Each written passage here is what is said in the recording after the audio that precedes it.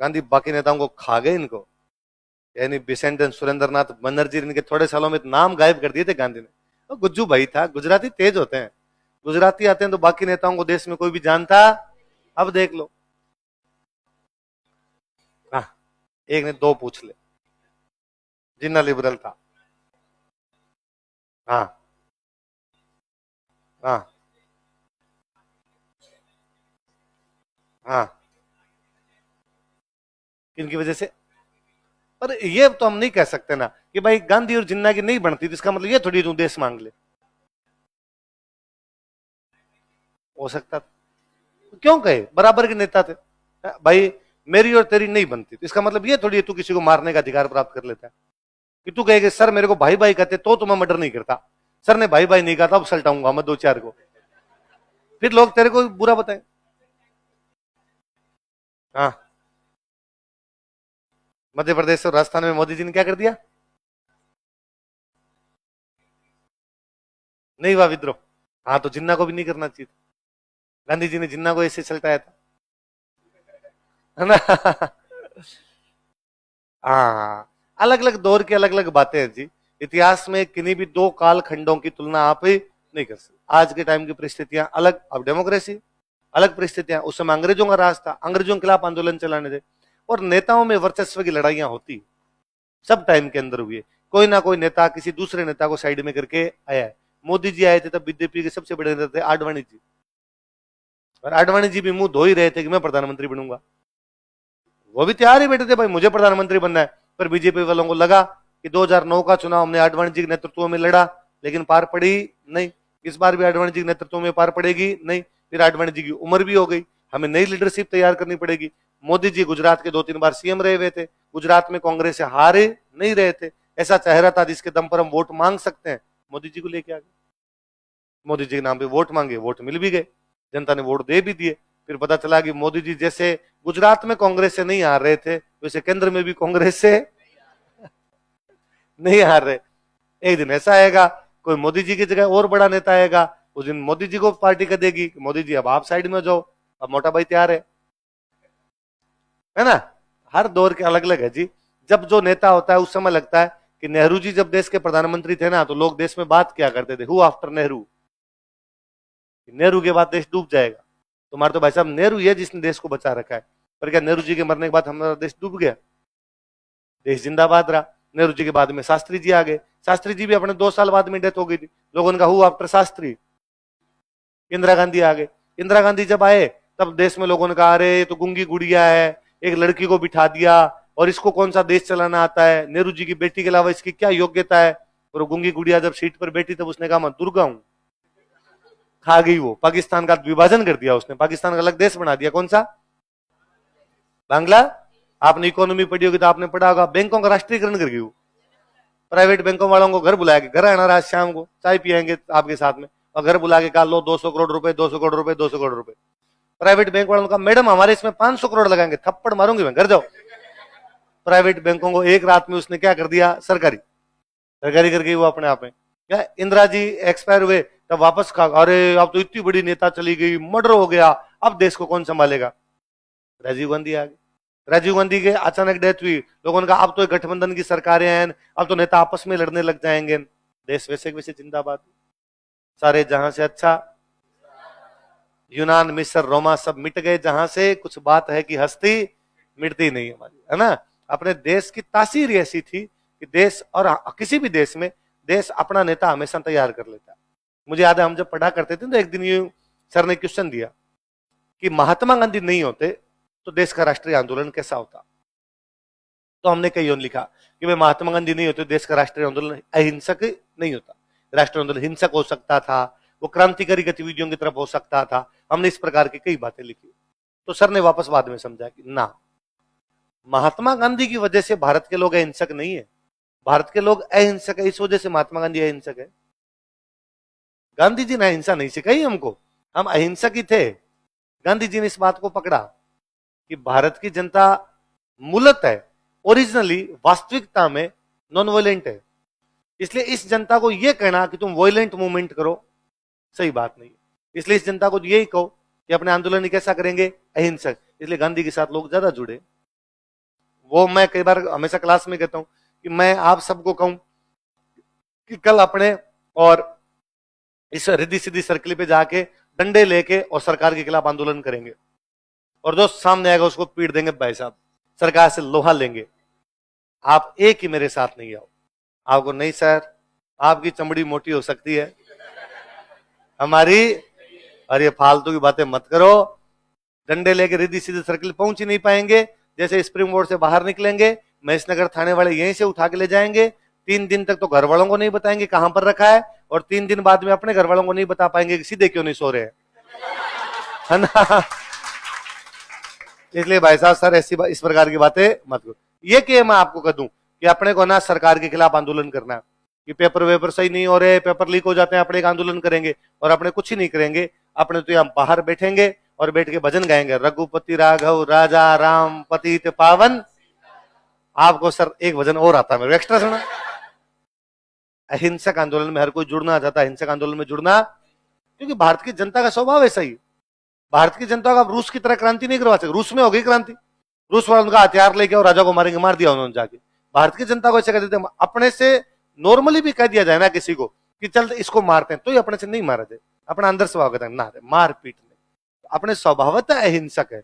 गांधी जी इस बात को पकड़ गए, गांधी जी ने इस चीज को पकड़ा कि नहीं यार, भारतीय जनता अहिंसक है, इसलिए यदि अहिंसक आंदोलन करेंगे तो जनता अपने साथ आएगी, अहिंसक आंदोलन नहीं करेंगे तो जनता अपने साथ आएगी। तो गांधी ने वो तमाम तत्व छू लिए थे जिनसे भारतीय जनता प्रभावित होती है।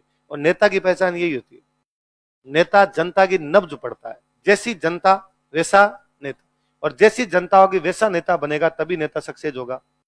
यदि जनता जो बात चाहती है वैसी यदि नेता नहीं चाहता तो कभी भी नेता सक्सेस। मोदी जी ने यही पकड़ रखा है, उनको पता है कि राम जी का मंदिर बनने से देश राजी है, बनाओ। कांग्रेस इस नब्ज को नहीं पकड़ पा रही, आप ऐसे कैसे कर सकते हो कि राम जी के मंदिर के उद्घाटन के अंदर हम जाएंगे नहीं। आपने भले किसी बात से किया हो, पर देश की जनता को लगता है अच्छा राम जी के खिलाफ हो, नहीं है। वो भी कह रहे हम भी राम जी को मानने वाले हैं, पर लोगों में मैसेज इसी प्रकार का जाता है कि राम जी वाले मंदिर का था, तब मैं मेरे वाले फ्लैट से खड़े होकर देख रहा था, आसपास में कोई ऐसा घर नहीं था जिसपे झंडे नहीं। तो इस माहौल को ऊपर वाले समझते क्यों नहीं, जो दूसरे नेता है, कि जनता क्या चाह रही है। जनता ये चाह रही है भाई साहब, कांग्रेस के नेता कोई बयान आ जाता है हम पाकिस्तान के खिलाफ नहीं है, तुम नहीं होगे, जनता है। इसलिए बोलो तो ये कि पाकिस्तान को नेस्तनाबूद कर देंगे, भले करो नहीं करो, है मोटा भाई की तरह कि जान दे देंगे जान। क्या बात करते हो, जान दे देंगे हम देश के लिए, भले दो भले ही ना दो। पर लोगों को लगता है ये दे सकता है यार, कभी मौका आएगा ना तो ये आगे गोली खा लेगा जाके, दूसरों में नहीं दिख रहा। तो हमेशा नेता को जनता की नब्ज पढ़ लेनी चाहिए। जो नेता जनता की नब्ज नहीं पढ़ता है वो नेता बाद में सक्सेस। इंदिरा गांधी वो जनता की नब्ज पढ़ने वाले थे, कांग्रेस के नेता वो थे। तब उनको लगता था कि नहीं साहब, जनता की नब्ज ये करी है कि पाकिस्तान के साथ युद्ध करके बांग्लादेश अलग कर दिया जाए। कर दिया उन्होंने, चलता और इस पाकिस्तान को अलग करो। एक देश के 2 टुकड़े करना कितनी बड़ी बात है, आप सोच के देखो इसको।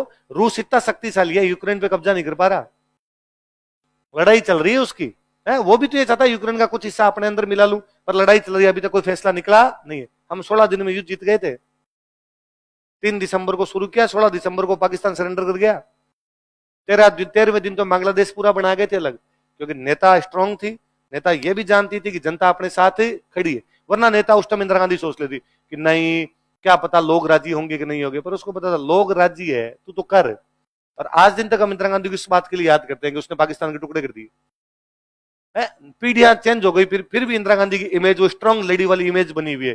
कारण वो था बैंकों का राष्ट्रीयकरण, अच्छा था बुरा था अलग बात है, लोगों में इमेज बनी कि भाई साहब अमीरों के पास पैसा नहीं रहने देगी, अमीरों का पैसा ले लेकर देश के अकाउंट में डाल देगी। एक नोटबंदी हुई, लोगों को भले कितना ही वो दुख उठाना पड़ा हो कि बैंक की लाइन में लगना पड़ा, 2-2 हजार रुपए बैंक से निकल रहे थे, पर फिर भी जनता गांव में राजी थे। भाई साहब काले धन वालों का पूरा काला धन भारत है, हम तो डूबे जो डूबे सनम तुम्हें ले डूबेंगे।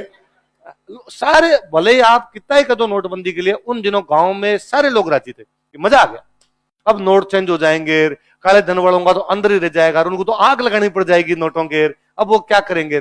भले ही उससे एक सारा का सारा रुपया वापस आ गया था, 1-2% बचे थे, कोई ज्यादा उससे कोई प्रभाव वगैरह पड़े नहीं थे। लोग राजी, नेता राजी, नेताजी अगली बार सरकार रिपीट कर रहे हैं। तो नेता ऐसा होता है, गांधी जी भी ऐसे नेता थे। गांधी जी को लगा ये अपने राह में आ रहा है, सल्टाया जाए। तो जिन्ना क्यों, सुरेंद्रनाथ बनर्जी, एनी बिसेंट, इन सब की राजनीति खत्म कर दी थी गांधी जी। ये सब कांग्रेस छोड़ के चले गए थे, करते क्या बापड़े, कोई पूछ ही नहीं रहा है। एक है बापू, बापू और बापू। फिर सुरेंद्रनाथ बनर्जी ने इंग्लिश मीडियम टाइप के लोग, इंग्लिश बोलने वाले, 3 पेन टांगे हुए, 3 गुलाब के फूल टांगे हुए, इंग्लिश में बातें करने वाले। बापू एकदम देसी लंगोट बांधा हुआ, वैसा लिया। सुरेंद्रनाथ बनर्जी को लगता है ऐसी क्या पॉलिटिक्स करते हो? गांधी अंदर ही अंदर मुस्कुरा दे, मैं जानता हूं देश की जनता इसमें राजी है तो नागा रहना तो नागा रहेंगे भाई साहब। कपड़े नहीं पहने तो कपड़े नहीं पहने। वरना आप गांधी जी की भारत में आने से पहले की फोटो देखो, सूटेड बूटेड, एकदम बीच में मांग निकाली हुई, शानदार बाल एकदम, ये 3 झटके देते तेरी तरह लंबे लंबे लंबे लंबे बाल थे। देखो समय कैसे पलटता है। 1906 में तिलक बड़े कट्टर नेता है, थोड़े एंटी मुस्लिम टाइप के, प्रो हिंदू टाइप के नेता है। पर तिलक यहाँ पे जाके समझौता कर रहे हैं मुस्लिम लीग के साथ। किसे कर रहे हैं? होम रूल आंदोलन का अध्यक्ष बना रहे हैं ईसाई को, जोसेफ बैप्टिस्टा को क्या बना रहे हैं? अध्यक्ष। तिलक एकदम सेकुलर हो रखे हैं, कुछ ही नहीं पड़ा। 6 साल जेल में जाके तिलक को आत्मज्ञान हो गया, है ना, ज्ञान की प्राप्ति होगी, मोक्ष मिल गया तिलक को। इधर जिन्ना देखिए आप, 1916 में जिन्ना समझौता कर रहा है। जिन्ना होम रूल आंदोलन का सदस्य, होम रूल मूवमेंट चल रहा है एनी बिसेंट वाला। अब वही देखो वापस एनी बिसेंट और तिलक का ही समझौता वापस। बस ये मान लीजिए एनी बिसेंट वाले होम रूल आंदोलन की तरफ से कौन बातचीत कर रहा है यहाँ पे? जिन्ना। तो जिन्ना थोड़ा लिबरल हो रखा है, और जिन्ना लिबरल ही था। हमने पढ़ा था कि दादा भाई नौरोजी हाउस ऑफ लॉर्ड्स के पहले भारतीय सदस्य, हाउस ऑफ कॉमन्स के पहले भारतीय सदस्य थे, पढ़ा था। इसका मतलब दादा भाई नौरोजी ने लंदन में चुनाव लड़ा, यही तो मतलब हुआ। दादा भाई नौरोजी जब लंदन में चुनाव लड़ रहे थे, उनका चुनाव प्रचार का जिम्मा जिन्ना के पास था। चुनाव प्रचार का जिम्मा किसके पास था? जिन्ना वहां लंदन की सड़कों में नारे लगा रहा था, हमारे नेता कैसा हो, दादा भाई नौरोजी जैसे हो। मैंने बताया था 1906 के कलकत्ता अधिवेशन में दादा भाई नौरोजी अध्यक्ष थे और उन्होंने स्वराज की मांग की थी, बताया था। तो दादा भाई नौरोजी तब बहुत बूढ़े थे, व्हील चेयर पे बैठे थे, भाषण जिन्ना नहीं पढ़ा था कि नौरोजी क्या करना चाहते हैं, जिन्ना भाषण पढ़ रहा। तो जिन्ना इतना लिबरल आदमी था। कितना लिबरल था जिन्ना देख लो, जिन्ना ने खुद नहीं एक पारसी लड़की से शादी की। किससे शादी की? जिन्ना के एक दोस्त हुआ करते थे, दिनसा दिनसा आगे मैं भूल, दिनसा पेटिट, क्या नाम था दोस्त का? दिनसा पेटिट। शिमला रहते, शिमला कोर्ट में प्रैक्टिस किया करते। जिन्ना एक बार बीमार हुए, जिन्ना भी वकील थे बड़े, जिन्ना बीमार हुए तो डॉक्टर साहब ने कहा कि भाई साहब बीमार हो थोड़े दिन के लिए, यदि आप पहाड़ों में चले जाओ तो पहाड़ों की क्लाइमेट अच्छी होती है, स्वास्थ्य के लिए ठीक रहेगा, हेल्थ अच्छी हो जाएगी। जिन्ना को लगा अपना दोस्त दिनसा पेटिट शिमला में रहता है। जिन्ना ने फोन मिलाया दिनसा को कि भाई दिनसा यार मैं बीमार चल रहा हूँ। दिनसा ने कहा अरे भाई यार आजा, बीमारी यहाँ पे रह जा, भाई भाई हताई भी करेंगे, आराम से रह जाना। तो जिन्ना किसके घर पे रहने के लिए चले गए? दिनसा पेटिट। किसके घर पे? दिनसा ने अगले दिन कहा भाई मत जा रहा हूँ कोर्ट, तुम घर पे है और ये मेरी बेटी है, मिलिए मेरी बेटी से, रति पेटिट। क्या नाम था? रति पेटिट। ठीक है।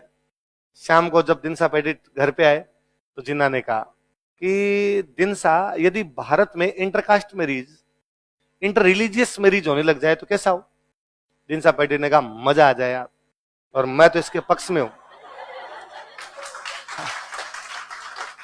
ये भारत में जाति पाति धर्म ये जो है ना, ये नहीं होना चाहिए भाई साहब। कोई शादी करना चाहता अपनी मर्जी से करे, इसमें कहां जाति की बात कहां आ गई, इसमें धर्म की बात कहां आ गई? और मैं तो चाहता हूं, और मुझे पता है यार मेरा दोस्त भी कितने महान विचारों का आदमी है। और जिन्ना ने कहा कि चैरिटी बिगिंस एट होम। अच्छे कामों की शुरुआत कहां करनी चाहिए? घर से। दिनसा पेटिट ने कहा मैं समझा नहीं क्या करना चाहते हो। रति पास में खड़ी थी, जिन्ना ने कहा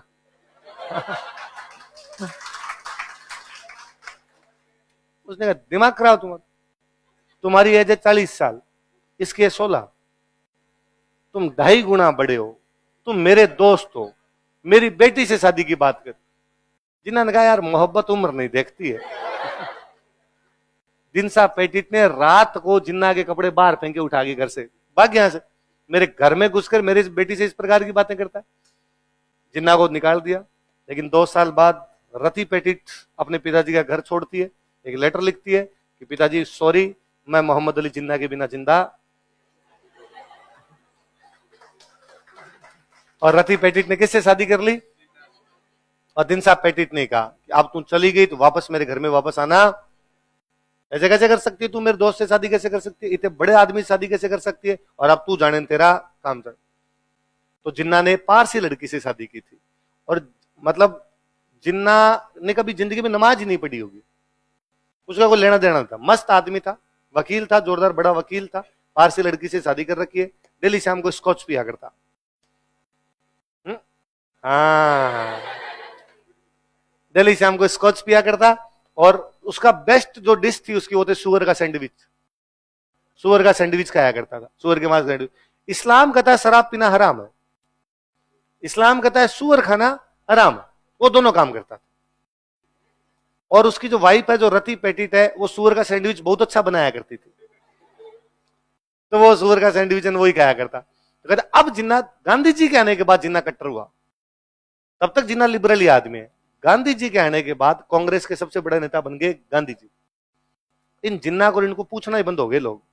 तो जिन्ना को लगा अब यदि इंडियन पॉलिटिक्स में बड़ा नेता बनना है तो धर्म की राजनीति करनी पड़ेगी, वरना जिन्ना धर्म का कोई लेना देना ही नहीं। उल्टा गांधी जी ने जब मुसलमानों का आंदोलन किया था, खिलाफत आंदोलन, आगे पढ़ेंगे हम, कौन सा किया, जिन्ना ने मजाक उड़ाई थी गांधी जी, क्या यार मुसलमान मुसलमान आंदोलन कर रहे हैं, ऐसे आंदोलन थोड़ी होता है, हिंदुओं का आंदोलन अलग, मुसलमानों का अलग, ऐसे आंदोलन करते हो तुम। गांधी जी ने कहा तू साइड में जा रहा, तू नहीं जानता आंदोलन कैसे होते हैं, मैं देख लूंगा अपने हिसाब से। इसलिए जिन्ना बाद में लास्ट में इतना कट्टर हो गया, इतना कट्टर हो गया कि देश का विभाजन करवा गया। तिलक जो कट्टर थे यहाँ लिबरल है, जिन्ना जो यहाँ लिबरल है। तो ऐसा कभी भी हालात बदल सकते हैं, जज्बात है ना, व्यक्ति की विचारधारा कभी भी एक जैसी रहती। कहते हैं कि वो रति पेटिट जो थी वो सूअर का सैंडविच बहुत अच्छा बनाती। तो एक बार जिन्ना में उसमें किसी बात में लड़ाई होगी, पति पत्नी के झगड़े, तो जिन्ना और उसमें आपस में बन नहीं रही थी। तो एक दिन उसको लगा कि यार पति मेरे से नाराज है, क्या किया जाए। उसको लगा मैं मेरे पति की फेवरेट डिश बनाती हूँ, राजी हो जाएगा। तो उसने सुअर का सैंडविच बनाया। फिर उसे लगा कि यार शाम को आएंगे खाएंगे, तब तक तो ठंडा हो जाएगा, क्यों ना मैं उनके ऑफिस जाती हूँ, ऑफिस में जाके खिला के आती हूँ। तो मुस्लिम लीग के ऑफिस चली गई। तब जिन्ना बैठे हुए 5-7 मुस्लिम मौलवी साहब बैठे हुए, और जिन्ना उनके साथ बात करेंगे इस्लाम को आगे कैसे बढ़ाया जाए, इस्लाम की रक्षा कैसे की जाए। इतने में वो सुअर का सैंडविच लेके गई, और उसने जाकर उस जिन्ना ने पूछा तुम दिन में आज कैसे है यहाँ पे, ऑफिस कैसे है। उसने कहा मैं तुम्हारे लिए खाना लेके आई, मैं तुम्हारी फेवरेट डिश बना के लाई हूँ मोहम्मद अली जिन्ना। और जिन्ना ने कहा कि प्लीज तुम घर जाओ, अपने शाम को एक साथ बैठ के खाएंगे। वो बच्ची थी, उसने कहा नहीं नहीं अभी खाना पड़ेगा। जिन्ना ने कहा कि क्या तुम चाहती हो कि मैं भारत में मुसलमानों का बहुत बड़ा नेता बनूं। उसने कहा क्यों नहीं चाहती, मैं चाहती हूं तुम विश्व में सबसे बड़े नेता बनो, कि प्लीज टिफिन मत खोल देना। ये दिन मौलवियों के सामने टिफिन खोल दिया, इनको पता चल जाएगा मैं क्या खाता हूं, सुअर का सैंडविच खाता हूं, भाई साहब ये रहने नहीं देंगे। तो उसने रत्ती को जैसे तैसे भेजा था। फिर उसके बीमार हुई थी, बीमार होकर मर गई थी, 29 साल की एज में कैसे तो मरी गई थी। उसकी एक बेटी हुई थी, उस बेटी का नाम था दीना। क्या नाम था, दीना, दीना नाम की बेटी। जिन्ना तब तक बहुत बड़े नेता बन गए थे, जिन्ना बहुत बड़े नेता बन गए तो अपने घर की तरफ ध्यान ही नहीं दे पाते थे। तो बाद में वो जो जिन्ना के दोस्त हैं, जो रति पेटिट के पिताजी हैं, एक तरह से जिन्ना के ससुर जी जो दिनसा पेटिट थे, उनको पता चला कि यार अपनी बेटी की तो डेथ हो गई, ठीक है यार अपनी बेटी की नहीं बनी, बेटी अपना घर छोड़ के चली गई और किसी शादी कर ली, अपनी मर्जी के खिलाफ शादी कर ली। पर अब उसकी बच्ची का क्या दोष है, उसकी बच्ची को वहां संभालने वाला भी कोई नहीं है, तो उसकी बच्ची को अपने लेके आ जाते हैं। तो दिनसा पेटिट अपनी दोहिती हो गई, बेटी की बेटी, उसको वापस ले गए, और दिनसा पेटिट ने उसको पाल पोस के बड़ा किया। और दिनसा पेटिट ने बाद में उसकी शादी कर दी वाडिया परिवार में। किसमें, वाडिया भी पारसी होते हैं, तो पारसी परिवार में, मैं नाम भूल गया उसका, बनता था वाडिया, कुछ नाम था, उस वाडिया से शादी कर दी उसकी। तो जब वाडिया से शादी कर रहे थे, जिन्ना ने बड़ा विरोध किया, और जिन्ना ने कहा कि तुम मेरी मुस्लिम बेटी है, और मुस्लिम बेटी की शादी तुम पारसी परिवार में कैसे कर सकते हो। और जिन्ना ने अपनी बेटी कहा कि बेटी तुम्हें मुसलमानों में एक लड़का अच्छा नहीं मिला जो तुम पारसी से शादी करोगे। उसने कहा पापा आपको मुसलमानों में एक लड़की अच्छी नहीं मिली। मेरी तो माँ ही पारसी थी। तो बाद में उसकी शादी कर दी, जिन्ना ने विरोध किया, पर बाद में उसकी शादी कर दी गई। उसका जो पोता था ना, वो नेस वाडिया, जो प्रीति जिंटा का एक्स बॉयफ्रेंड था। प्रीति जिंटा, तो प्रीति जिंटा खूब साल तक रिलेशन में रही थी उसके नेस वाडिया के। ये पंजाब सुपर किंग्स उसी की टीम है, नेस वाडिया की, प्रीति जिंटा की नहीं है। तब इन दोनों की ठीक बनती थी, तो उसी ने खरीदी थी बेचारी, नेस वाडिया ने खरीदी थी, और प्रीति जिंटा के नाम लिखवाया हुआ था। बाद में इन दोनों में बननी हो गई बंद, नेस वाडिया में प्रीति जिंटा में बननी हो गई बंद। तो बाद में इनका ब्रेकअप हो गया, वो भी शायद इस टीम से अलग ही हो गया, तो उसके शेयर भी नहीं है, अभी प्रीति जिंटा की टीम है। और प्रीति जिंटा ने बाद में अलग ही शादी कर ली, तो नेस वाडिया से बाकी लॉन्ग टाइम रिलेशन था इनका। तो जो नेस वाडिया था, वो जो जिन्ना की बेटी थी उसका दोहिता है, और एक बिस्किट की कंपनी है वो, फेमस कंपनी, वो इन्हीं की है, वाडिया की है। कौन सी है मैं भूल रहा हूँ, ये कौन सा यार, एक बहुत फेमस सा बिस्किट आता है, ब्रिटानिया। ब्रिटानिया, ब्रिटानिया जो कंपनी है ये इस वाडिया फैमिली की। जिन्ना की जो बेटी थी ना, वो जिन्ना की बेटी, पाकिस्तान बनाने वाला आदमी जिन्ना, वो पाकिस्तान नहीं गई थी, उन्हें अब मैं इंडिया ही रहूंगी। तो बॉम्बे का जुहू बीच है, जुहू बीच, जुहू बीच पे तो बड़े पैसे वाले लोग रहते हैं, तो वो वाडिया तो उस टाइम पैसे वाला था बैंकर। जुहू बीच पे उसका बंगला था, तो उसने जुहू बीच के बंगले पे उस दिन दोनों झंडे लगाए थे 15 अगस्त को, भारत और पाकिस्तान के। उसने कहा भारत मेरा देश, पाकिस्तान अब्बा का देश, उसका भी झंडा लगा दो, इसका भी झंडा लगा दो। फिर जिन्ना पाकिस्तान जाके बीमार हो गए थे, तो जिन्ना बीमार हुए तो वो यहाँ से संभालने के लिए गई थी। फिर जिन्ना की साल बर्बाद में तो डेथ हो गई थी, वापस आ गई, तो वाडिया परिवार पूरा यही रहता। तो जिन्ना इतना लिबरल आदमी था, उसका कोई दूर दूर तक दूसरी चीजों से लेना देना नहीं, कोई धर्म की इस प्रकार की कोई बातें नहीं करता था। 16 में तो समझौता करवा रहा है, किस किस के बीच में, कांग्रेस और, बाद में एक बार स्लोपरी स्लीपिंग में फिसलना शुरू हुआ तो जिन्ना इतना कट्टर हो गया कि कांग्रेस से तो बातचीत करना ही पसंद नहीं करता था। जिन्ना ने कहा तो एक ही मांग है, मुसलमानों का अलग देश होना चाहिए, वो देश कौन सा होना चाहिए, पाकिस्तान। अकेला आदमी पाकिस्तान ले गया था। तो कहते हैं कि जब पाकिस्तान बन गया था ना, तो एक दिन जो जिन्ना का कोई सहयोगी था, जिन्ना का दोस्त था, उसने जिन्ना को कहा अरे यार मुस्लिम लीग ने पाकिस्तान ले लिया। जिन्ना ने उसको कहा रिपीट योर वर्ड्स। उसने कहा मुस्लिम लीग ने पाकिस्तान होना है। जिन्ना ने कहा नहीं, केवल मैंने। मुस्लिम लीग की क्या औकात है, मैं और मेरा टाइपराइटर, मैं और मेरा, मैं बोलता था, टाइपराइटर टाइप करता, अंग्रेजों को लेटर भेजते, उससे मिला वैसा, और बाकियों की इनकी औकात नहीं, मैंने बना के दे दिया इनको। तो जिन्ना बाद में पाकिस्तान के राष्ट्रपिता घोषित किए गए। तो पाकिस्तान के नोटों पे किसका फोटो होता है, अपने किसका, जिन्ना को वहां कहते हैं कायदे आजम। क्या कहते हैं, कायदे आजम का मतलब होता महान नेता, ए ग्रेट लीडर। तो वहां सीधा कोई नहीं बोलता, सीधा नहीं कहते जिन्ना, सीधा कहते कायदे आजम मोहम्मद अली जिन्ना। ये अंदर की बात है।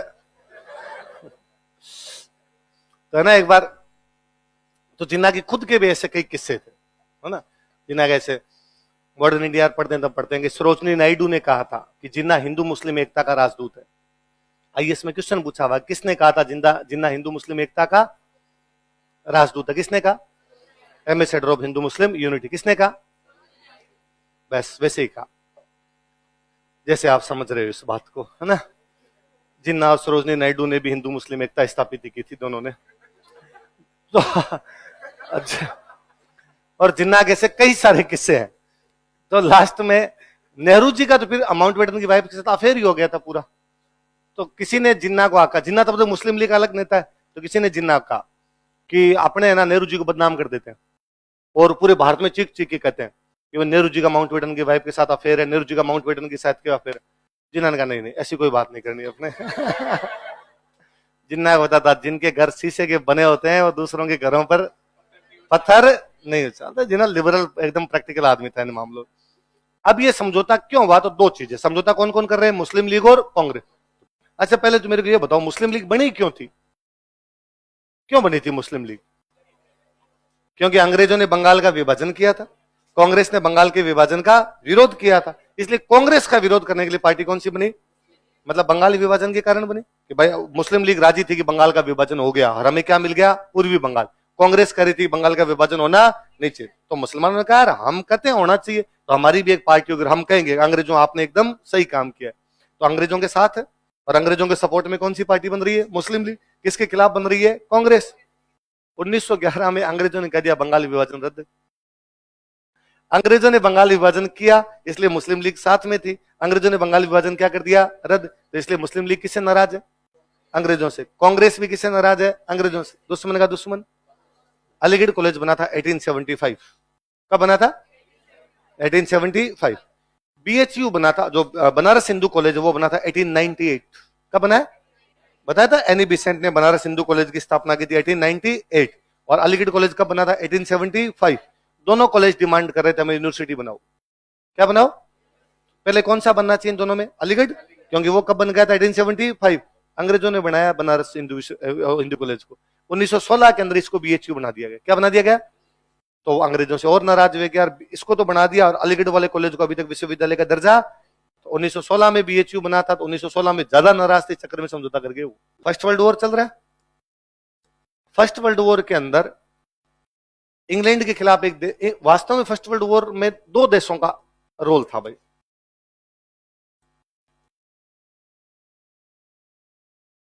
किसके बीच में फर्स्ट वर्ल्ड वॉर? फ्रांस और जर्मनी। फिर फ्रांस के सपोर्ट में आ गया इंग्लैंड।